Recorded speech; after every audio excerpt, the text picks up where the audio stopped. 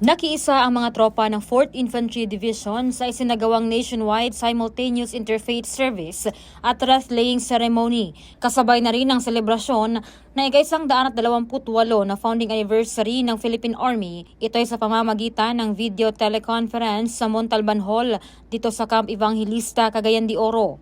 Dinaluhan ito ng mga officers, enlisted personnel at civilian human resource ng Force ID sa pangunguna ni Assistant Division Commander for Reservist and Retiree Affairs, Colonel Ray Pasco, na humalili sa 4ID Commander.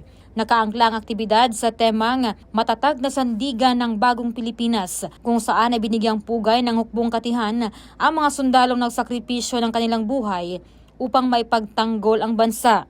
Binigyang diin dito na ang kanilang mga sakripisyo ay pundasyon sa katatagan ng Philippine Army sa pagharap sa mga hamon tungo sa kapayapaan at kaunlaran.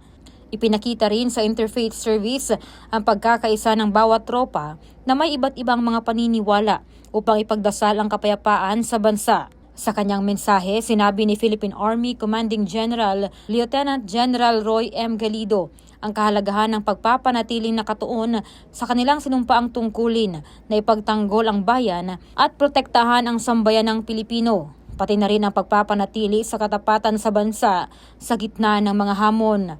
Binigyang diin din ni Lieutenant General Galido ang kahalagahan ng pagdadasal kapag naharap sa mahihirap na desisyon habang ginagampanan ang tungkulin sa bayan. Napapanahong balita, serbisyo publiko para sa Pilipino. Bon Olavides, 4ID News.